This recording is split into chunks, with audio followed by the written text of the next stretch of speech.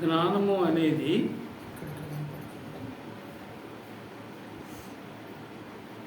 ఎక్కడో అంగళ్ళలో ఎవరి దగ్గరనో ఇంకొకరి దగ్గరనో తీసుకోవడానికి వీలయ్యేది దొరకదు. అప్పు అనుకో పక్కన వాళ్ళ దగ్గర తెచ్చుకోగలుగుతాం, సామాన్ అనుకో తెచ్చుకోగలుగుతాం, ఆహార వస్తువులు కావాల్సిన బియ్యము పప్పులు తెచ్చుకోగలుగుతాం. జ్ఞానాన్ని మాత్రం తెచ్చుకోగలుగుతామా? కొట్లో పోయి జ్ఞానం ఇయ్యాయి అంటే ఏమంటాడండి?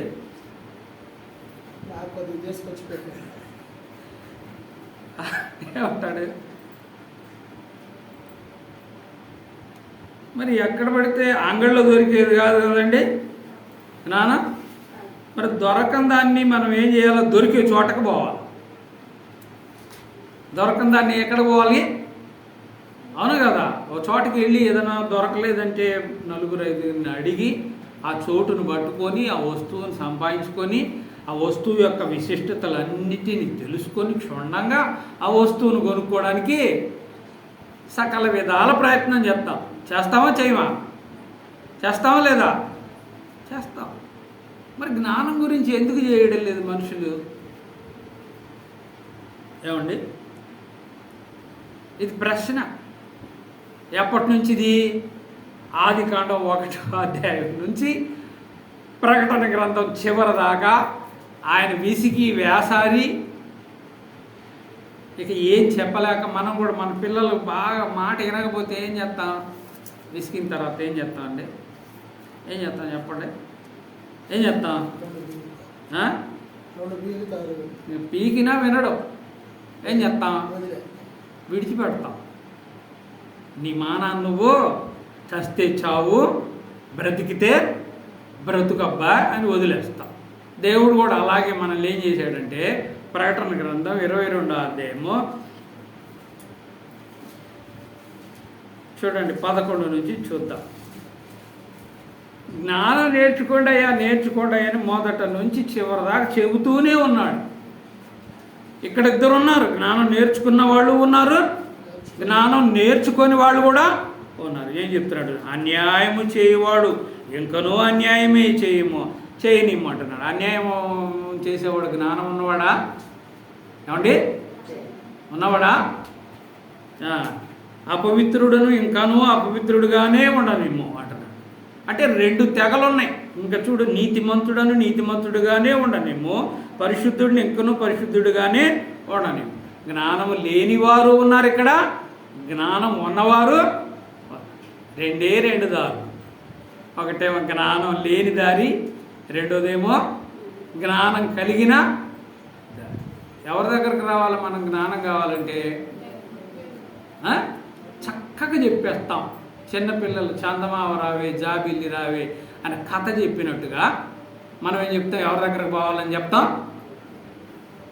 దేవుడి దగ్గరకు పోవాలి, అంతే. ఇంకంతే. దేవుణ్ణి మాత్రం క్షుణ్ణంగా మాత్రం చదవము. పోవాలి, కరెక్టే. ఆయన దేవుడు తండ్రి ఏదైతే చెప్పాడో, ఎంత కష్టము, నష్టము, శోధను, శ్రమలు, దూషణలు, అవమానాలు, అసలుకి ఆయననే మాటలు మనల్ని అంటే మనం ఎంత ఉక్రోషాన్ని వెళ్ళబోస్తామో తెలియదు. అయినా కూడా ఆయన ఏమన్నాడు? తండ్రి వీరేం చేయుచున్నారో వీరు ఎరుగురు కనుక వీరిని క్షమించమని. ఏమి జ్ఞానం అండి ఇది? దైవ జ్ఞానం. మనమైతే అన్నవాడికి ఇంకా 10 మాటలు అనేస్తాం కదా. ఎందుకు మిగలాలవాడు? లేకపోతే ఆమె నన్ను 2 మాటలు అంటదా? ఈ లోక జ్ఞానం అది నేర్పుతుంది, కానీ దేవుని జ్ఞానం నేర్పుతుందండి. అణుచుకోవాలి, తగ్గించుకోవాలి, తనను తాను దీనపరుచుకోవాలి. ఇవన్నీ ఉన్నాయా? మరి దేవుడి దగ్గరికి వెళితే మనం ఉన్నాయా?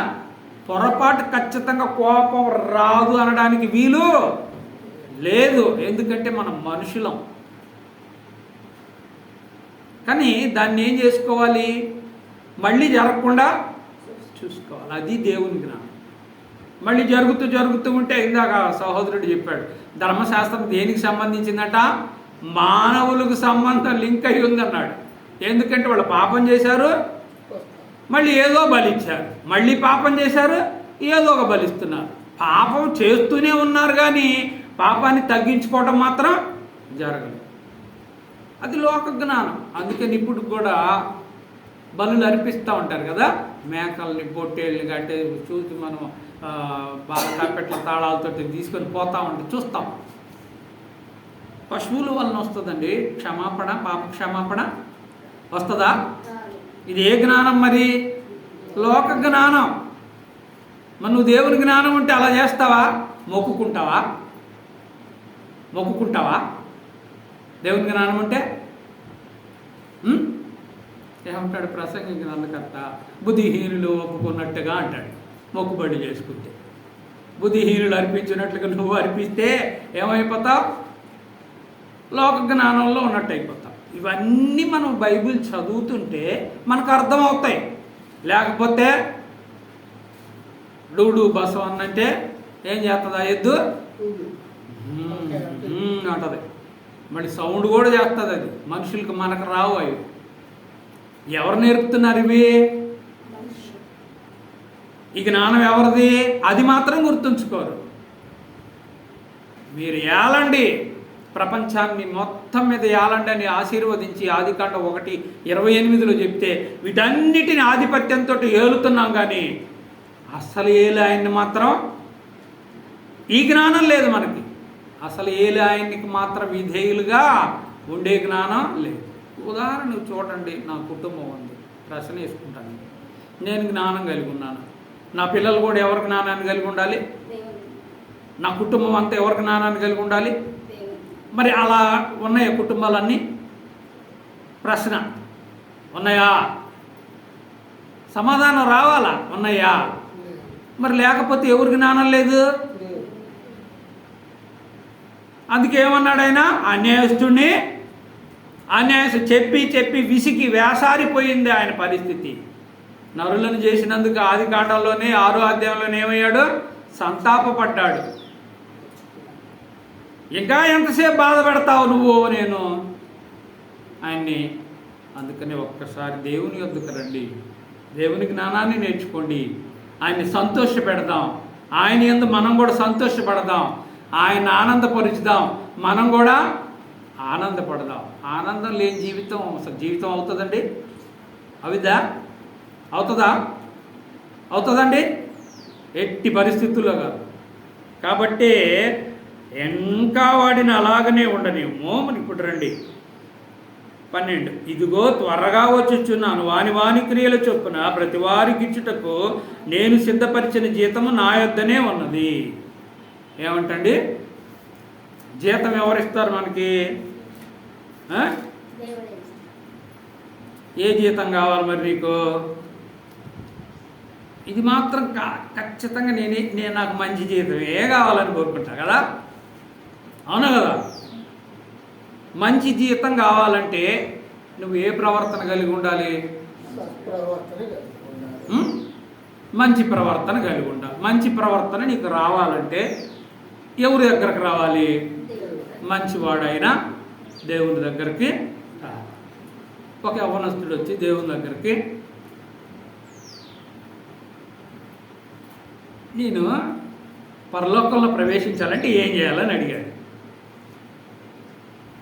పరలోకంలో ప్రవేశించాలంటే ఏం చేయాలనేది నీకు తెలియదని ఆయన ప్రశ్న వేశాడు. ఆయనే వేశాడు మళ్ళీ తిరిగి. ఇప్పుడు ప్రశ్న వేసిన ఆయనకు కొంత తెలుసని ఆయనకు తెలుసా తెలీదా? ఏమన్నాడు? ధర్మశాస్త్రంలో ఉన్న అన్నిటినీ క్షుణ్ణంగా ఆచరించాలన్నాడు. కరెక్ట్గానే ఆచరిస్తున్నాను అన్నాడు. ఆచరించినప్పుడు ఇంకా నీకు కొదవ ఒకటి ఉందన్నాడు. ఏమని అడిగాడు? ఆ కొదవ ధనం ఉంది, అతను బాగా ఆస్తిపరుడు. ఏమండి ఇది వినండి, అసలు ధనాన్ని మనం ఇతరులకు పాలిభాగం చేస్తామా? ప్రశ్న. చెయ్యకపోతే మనకి ఏ జ్ఞానం లేదు? నువ్వు మొత్తం ఇవ్వమన్నాడల్లా. నాకేం చొక్కా లేదు, అవతల వాళ్ళకి కోటు కొని పెడితే ఎలాగా? దేవుడు ఏమంటున్నాడు? నిన్ను వలే అన్నాడు ముందు. ఈ జ్ఞానం కావాలి మనకి. నన్ను నేను ప్రేమించుకోవాలి, అవతల వాళ్ళను కూడా ప్రేమించాలి. ఇది దేవుని జ్ఞానం. ధర్మశాస్త్రం కూడా అదే చెప్పింది కదండి. కాబట్టి ఈ జ్ఞానం ఉండాలంటే బీజం ఎక్కడి నుంచి పడాలి? ముందు కుటుంబం నుంచే పడాలి. ఆ కుటుంబంలో మొట్టమొదటి తల్లిదండ్రులు ఏం నేర్చుకొని ఉండాలి? దేవుని జ్ఞానాన్ని నేర్చుకొని ఉండాలి. దేవుని జ్ఞానం నేర్చుకోకపోతే పిల్లలకు నేర్పిస్తారా? పంతులు గారు పాఠం గురించి తెలియకపోతే పిల్లలకు నేర్పుతాడా?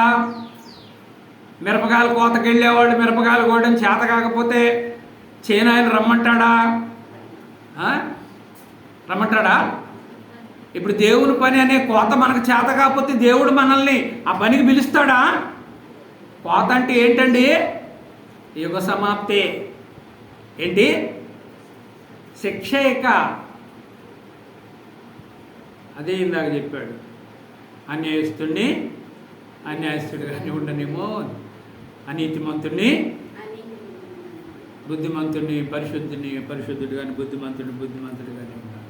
ఆ బీజం ఎక్కడ పడాలంటే ఈ మాటలకి కుటుంబంలోనే పడాలి. అందుకని వివాహ వ్యవస్థ అన్ని విషయములలో ఇది బైబిల్ యొక్క ముఖ్య ఉద్దేశం.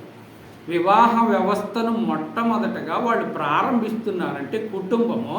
ఆ కుటుంబం ఎవరి మెళుకువలు కలిగి ఉండాలి? క్రీస్తు యొక్క మెళుకువల్ని. నిద్రపోతా ఉన్నప్పుడు 10 మందిలో 5గురు ఏమయ్యారు? 5గురు ఏమయ్యారు? నిద్రపోయేవాళ్ళు. తెలుసా తెలియదు ఇది? ఏమండి ఇప్పుడు 5గురికి ఎవరి జ్ఞానం ఉంది? చక్కగా చెప్తాం. మరి మనకో అంటే మాత్రం జవాబు రానేరా. లేని వాళ్ళు ఏమడిగారు? మీ దానిలో మాకు కొంచెం ఇవ్వండి అన్నారు. ఏందా కొంచెం? జ్ఞానమే. సమృద్ధిగా నూనెని నింపింది ఎవరండి? ఏలియా. అమ్మా నాకు కొంచెం ఇవ్వమన్నాడు. అయ్యా లేదు, 2 కట్టలు ఏరుకొని కొంచెమే ఉంది పిండి, నా అబ్బాయికి నా బాబుకి పెట్టాలనుకుంటున్నానంటే నమ్మిందా నమ్మలేదా? భలే చెప్పేవాళ్ళే పో, మాకు చాలకపోయినా నువ్వు వచ్చి అడుగుతున్నావు అంటాం మనం కదా. అవునా కదా? అదే జ్ఞానం.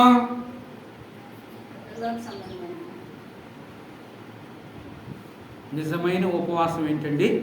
మనకు లేకపోయినా సర్దుకొని ఇతరులకు భోజనం పెట్టాలి. అది నిజమైన ఉపవాసం. ఇది దేవుని జ్ఞానం. మనం ఏం చేస్తాం? ఉపవాసం రోజు మంచిగా చెప్తున్నాడు సహోదరుడు, మన రహస్య పాపములు ఆయన ముఖకాంతిలో. బట్టలు వేసుకుంటే ముఖకాంతి రాదు, తెలుపు వస్త్రాలు వేసుకుంటే వస్తుందండి? ఎక్కడుంటుంది మనదంతా?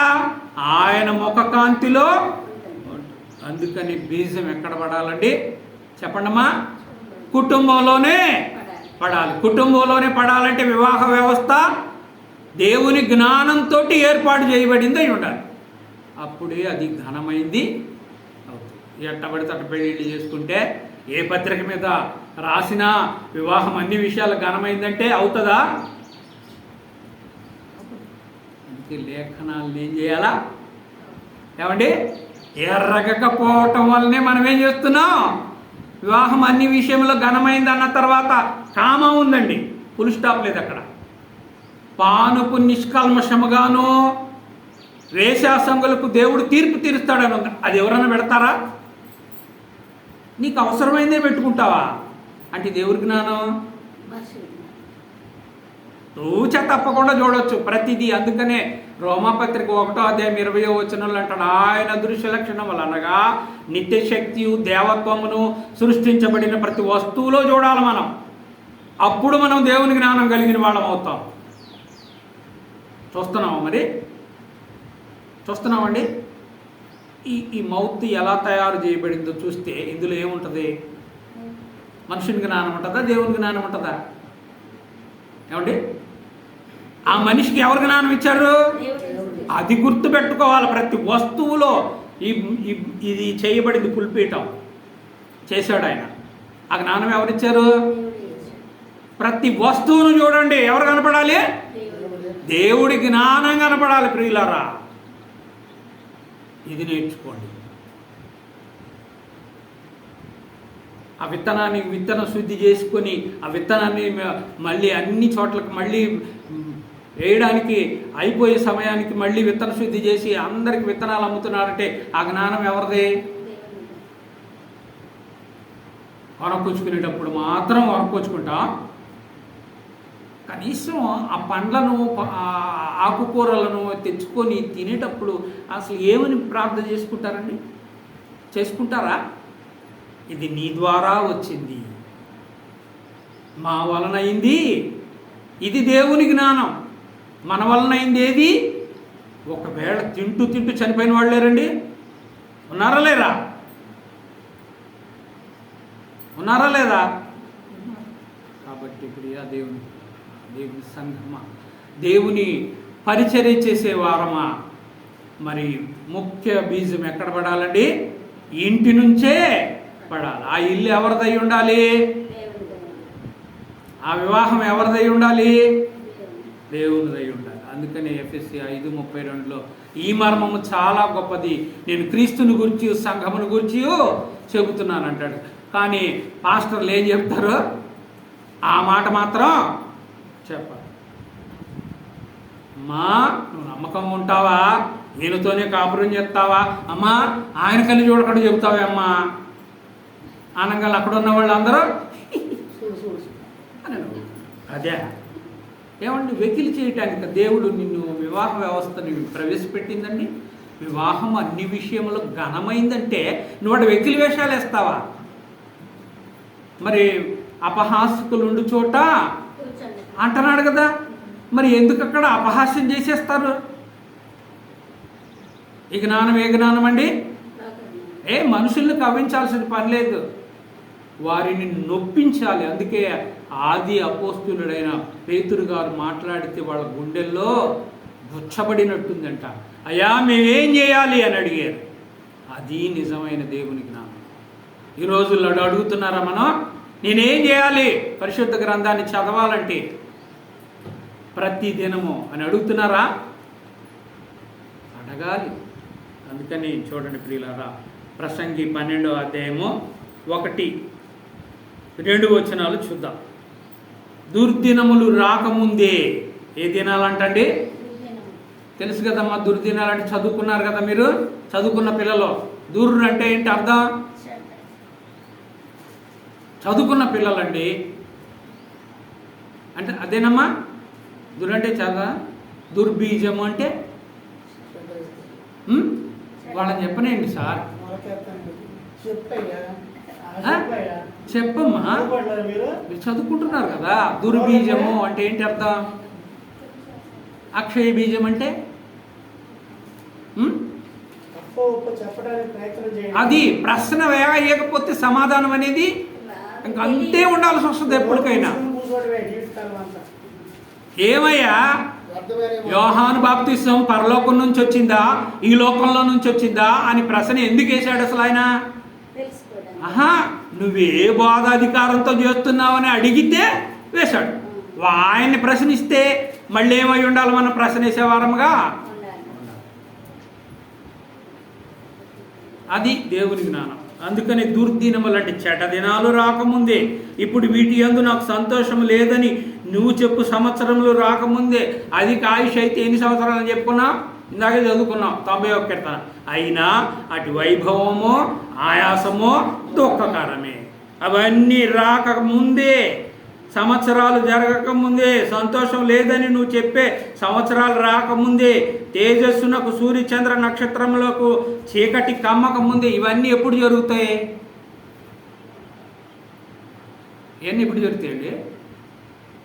ఏంటండి ఇవన్నీ ఎప్పుడు జరుగుతాయి?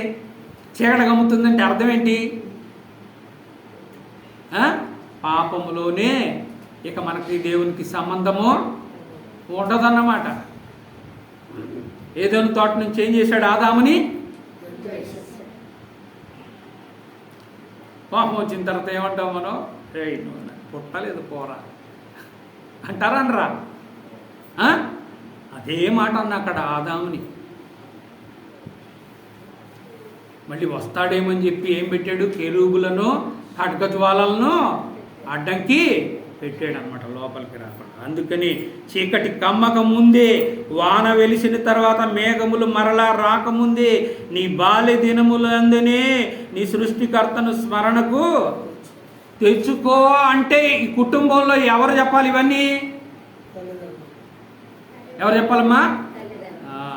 యవ్వన ప్రియులారా, యవ్వన కాలంలో ఉన్నారు మీరు. ముందు భావి జీవితానికి బాటలేయబోతున్నారు.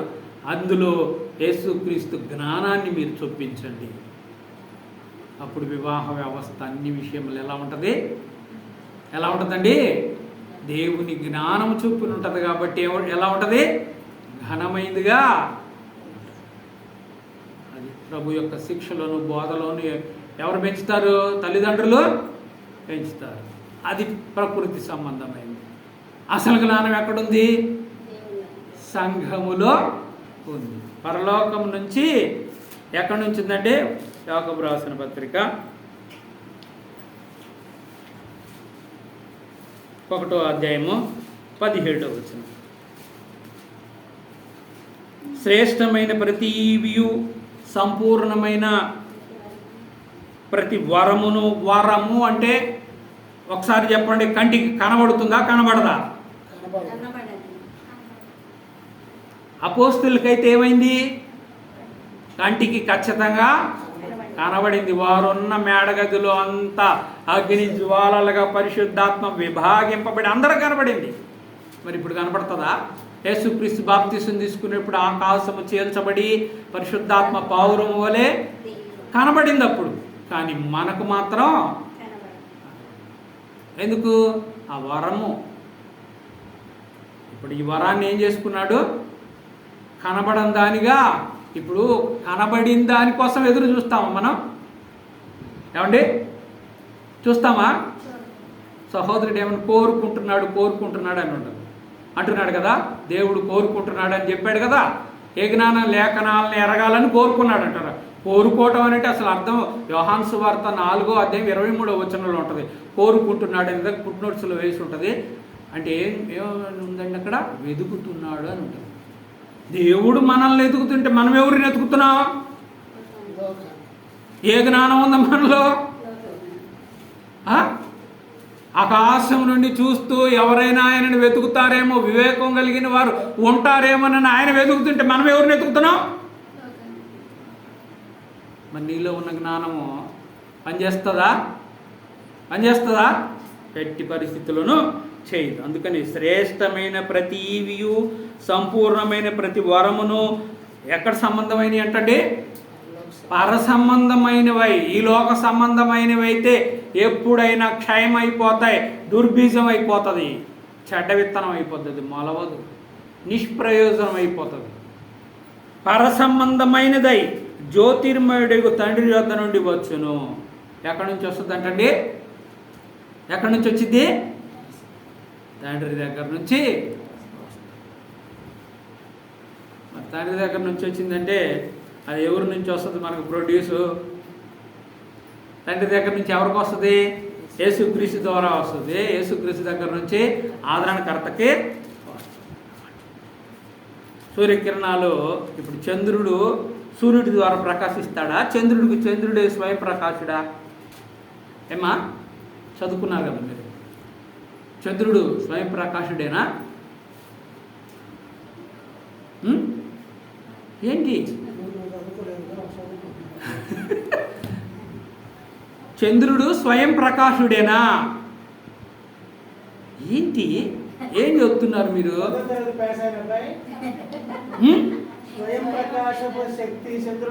ఉందా? ఇప్పుడు మనకి తేజస్సునంతా ఇవ్వగలుగుతాడా?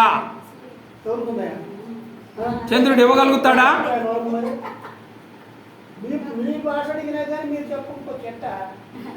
సూర్యుడు ద్వారా చంద్రుడికి శక్తి వస్తుంది అంతే.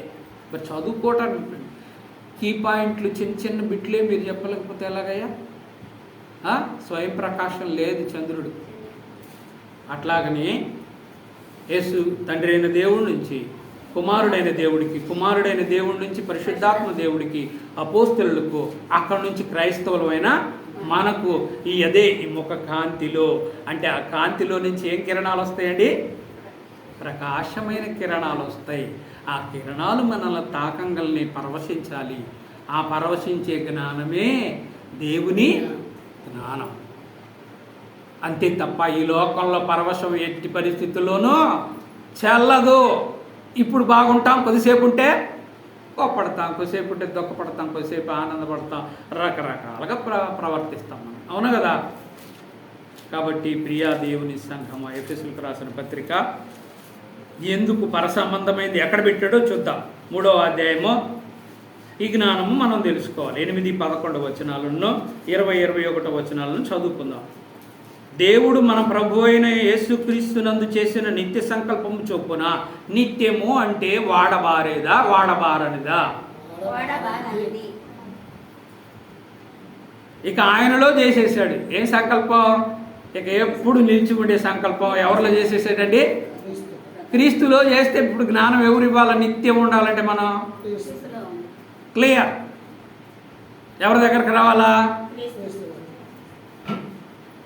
నిత్య సంకల్పము చొప్పున పరలోకంలో ప్రధానులకును అధికారులకును లోకము ద్వారా, చదవండి అక్కడ ఏమని ఉందండి? లోకము ద్వారా అని ఉంది అని చెప్తాను నేను. ఉందా?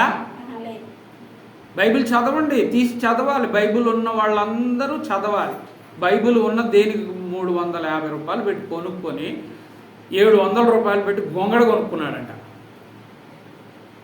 గొంగడ దేనికి అవసరం అంటే ఇది ఎక్కడ కొనుక్కున్నది అంతే పెట్టేసుకున్నాడంట. ప్రయోజనం ఏమనుందా? 700 రూపాయలు పెట్టి గొంగడ కొట్టి అక్కడ వేసింది అక్కడే ఉందంట. మరి ఆ గొంగడ ఏం చేసుకోవాలి? తెచ్చుకొని కప్పుకోవాలి కదా. ఇప్పుడు దేవుని జ్ఞానం తెచ్చుకొని ఏం చేయాలి మనం? ఆ జ్ఞానం చొప్పున నడవాలి కదా. మరి నడవకపోతే ఏమవుతుంది? 700 పెట్టి కొన్న గొంగడాలనే అవుతుంది. కాబట్టి నిత్య సంకల్పము చొప్పున పరలోకంలో ప్రధానులకును అధికారులకును సంఘము ద్వారా, దేని ద్వారా వస్తుందంటే జ్ఞానం? ఆ పరలోకంలో నుంచి వచ్చిన ఆశీర్వాదాలన్నీ యేసుక్రీస్తు గట్టిగా పట్టుకొని మృత్యుంజయుడై తిరిగి లేచి పెంతెకోస్తు దినమున సంఘాన్ని స్థాపించి ఆ సంఘము ద్వారా ఇప్పుడు మనకు రావాల్సిన ఈవులన్నిటినీ ఏం చేస్తున్నాడు? ఆయనలో నిక్షిప్తంగా పెట్టుకుంటే, ఆయన దగ్గరకు పోయి ఆయన జ్ఞానం ప్రకారంగా మనం ఉంటే ఆ జ్ఞానంలో ఉన్న అన్నీ ఏం చేస్తాడు? మనకి ఇస్తూ ఉంటాడు. ఒకటి తర్వాత ఒకటి, ఒకటి తర్వాత ఒకటి. మనకు తెలీదు.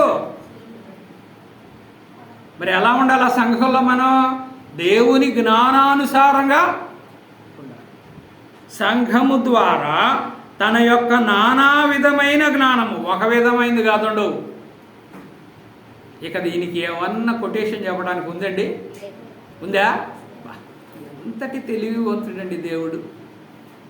లోకంలో నానా రకాల జ్ఞానాలు ఉంటాయి. ఆ జ్ఞానాన్ని ఏం చేశాడు దేవుడు? వెర్రితనము చేసేసాడు. కానీ సంఘంలో ఉన్న జ్ఞానాన్ని మాత్రం ఎవరు తీసివేయడానికి? ఇప్పుడు తెలియబడవలనని ఉద్దేశించి శోధింప శక్యము కాని క్రీస్తు ఐశ్వర్యము, ఇది కోరుకోవాలి మనం. ఐశ్వర్యం అంటే తెలుసు కదండి. ఐశ్వర్యము అంటే ఐశ్వర్య రాయి కాదండి. పేరు పెట్టుకుంటే ఐశ్వర్యవంతురాలు అవుతారా? ఐశ్వర్యం అంటే సొత్తు, విలువైన సొత్తు అన్నమాట, ధనం. ఇది ఎవరిలో పెట్టాడు? యేసు క్రీస్తులో పెట్టాడు అన్నమాట. జ్ఞానం కూడా ఎవరిలో పెట్టాడు? క్రీస్తులో పెట్టాడు. అన్ని జనులలో ప్రకటించుటకును సమస్తమును సృష్టించిన దేవుని యందు పూర్వకాలము నుండి మరుగై ఉన్న ఆ మర్మమును గూర్చిన ఏర్పాటు ఎట్టిదో అందరికీ తేటపరుచుటకు. తేటపరచాలంటే మనం ఏ జ్ఞానం కలిగి ఉండాలి? అంతే. ఇప్పుడు నేను తప్పు చెప్పాను అనుకోండి, దేవుని జ్ఞానం కలిగి ఉంటే నేను చెప్పింది తప్పని మీకు తెలుస్తుంది. తెలియకపోతే నేనేం చెప్పినా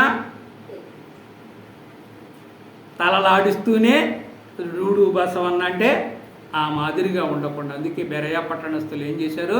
పౌలు శీలలు చెబుతున్న సంగతులు అలాగున్నవో లేవని ప్రతిదినము లేఖనాల్ని పరిశుద్ధుల అందరిలో అత్యల్పుడునైనా అల్పుడు వేరు, తాను నేను చాలా మంచాన్ని కాదురా, నేను చాలా విలువ లేనివాడిని కాదురా అని ఎవడన్నా చెప్పుకుంటాడండి? నువ్వు చెప్పుకుంటావా? మీరు చెప్పుకుంటారా? నేను చెప్పుకుంటానా? ఏమండి? కానీ ఇక్కడ ఏమంటున్నాడు? అల్పుడులో కూడా ఎలాంటి అల్పుడంట? ఎంత తగ్గింపండి! ఎవరి జ్ఞానం ఇది? ఇలా ఉండాలండి దేవుని జ్ఞానం అంటే. మనం ఒప్పొంగుతాం కదా, అది లోక జ్ఞానం. అత్యల్పుడు నేను నాకు ఏం చేశాడంట? అనుగ్రహించాడంటే ఈ కృప. ఇంక 20-21 నుంచి రండి. మనలో కార్యసాధకమైన తన శక్తి చొప్పున. కార్యసాధకము అంటే పని చేయగలిగిన స్థితి. కార్యము అంటే పని కదండి, తెలుసు కదా? కార్యం అంటే పని తెలుసా తెలీదా? కార్యసాధకమైన ఏమంట? తన శక్తి అంట, మనది కాదంట. మనలో పని చేయాలన్నా, తెలివిగా మాట్లాడాలన్నా, మంచి పాట పాడాలన్నా, మంచి వాక్యం చెప్పాలన్నా, పరిచర్య చేయాలన్నా, ఏది చేయాలన్నా మనలో శక్తి ఉందా లేదా? ఉందా లేదా? చెప్పండి. ఎవరి ద్వారా ఉంటే? దేవుని జ్ఞానము ద్వారా అయితే అది చెప్తున్నాడు. అది ఆయన అనేది. అది తన శక్తి చొప్పునైతే మనకు జ్ఞానం ఉంది, శక్తి ఉంది, బలం ఉంది, అన్నీ ఉన్నాయి. ఆయన శక్తి లేకపోతే ఏ జ్ఞానం లేదు. కార్యసాధకమైన తన శక్తి చొప్పున మనం అడుగు వాటన్నింటికంటేనో, ఊహించు వాటన్నింటికంటేనో అధికముగాను, ఇంకేమంటున్నాడు? అత్యధికముగా చేయగల శక్తి దేవునికిని క్రీస్తు మూలముగా. దేనిలోనంటండి? సంఘములో. ఎప్పటి వరకు? తరతరములకు సదాకాలము మహిమ కలుగును. మరి ఈ జ్ఞానం మనం కలిగి ఉండాలి. ఈ జ్ఞానం కలిగి ఉంటే సంఘము ద్వారా ఎవరు మహిమపరచబడుతున్నారు? ఎప్పటి వరకు? సదాకాలము, తరతరాలకి. ఎట్లాంటి జ్ఞానం కలిగి ఉండాలి? కానీ లోక జ్ఞానం దేనికండి? బ్రతికినా, ఒకవేళ బ్రతికాడు. యాకోబు ఐగుప్తు దేశానికి వెళ్ళినప్పుడు ఫరో దగ్గరకు తీసుకుపోయి ఫరోను ఆశీర్వదించిన తర్వాత ఫరో ఏమడిగాడు? అయ్యా, నువ్వు ఎన్ని సంవత్సరాలు బ్రతికేవంటే 130 సంవత్సరాలు బ్రతికేనయ్యా, అయినా కూడా అవన్నీ ఆయాసము దుఃఖకరమైన ఆయన, నాకు ముందున్న వాళ్ళలాగా నేను బ్రతకలేదు. ఎందుకు బ్రతకలేదు? కరువులు, కాటకాలు, పిల్లలు చచ్చిపోయారు, ఏసే పోయాడు, మరి బెన్యమాను పోయాడు, జైల్లో పెట్టారు, మళ్ళీ పిల్లల్ని తీసుకుపోయి ఈ అన్ని ఇక్కట్లు పడ్డాను నేను, వైభవం లేదు నాకు అని. కాబట్టి ఈ లోక జ్ఞానము వైభవాన్ని తెచ్చిపెట్టదు. దేవుని జ్ఞానం మాత్రమే మనకు వైభవాన్ని తెచ్చిపెడుతుంది. మొన్న వచ్చారు కదా గ్రాడ్యుయేషన్ రోజు, అక్కడ కూర్చున్న వాళ్ళని ఎక్కడ కూర్చోబెట్టారండి మమ్మల్ని? ఇంకా మాటలు ఉన్నాయా దానికి? ఆ వైభవానికి? అది ఆస్వాదిస్తే, అనుభవిస్తే అప్పుడు తెలుస్తుంది. అప్పుడు మాట కూడా రాదన్నమాట. ఏమన్నా మాట్లాడాలన్నా మాటలు కూడా రాదు. ఎక్కడ కూర్చోవలసిన వాళ్ళు తీసుకొచ్చి ఎక్కడ కూర్చోబెట్టాడు? అది ఆయనకే సాధ్యం. కాబట్టి ఆయన జ్ఞానాన్ని కలిగి ఉందాం. ఆయన జ్ఞానంలోనే ఏం చెప్పాడు? నిలకడగా నిలిచి, కుడికి కానీ ఎడమకు కానీ అటువైపు ఇటువైపుకి కానీ తిరగకుండా దేవుని జ్ఞానంలోనే ఆ జ్ఞానాన్ని అనుభవ జ్ఞానంగా చేసుకొని సంపాదించుకుందాం. దాని ద్వారానే దేవునికి మహిమను ఇద్దాం. ఈ జ్ఞానం దయచేసిన దేవునికి మనందరి తరపున వందనాలు తెలియజేస్తూ ముగిస్తున్నాను. అందరికీ వందనాలు.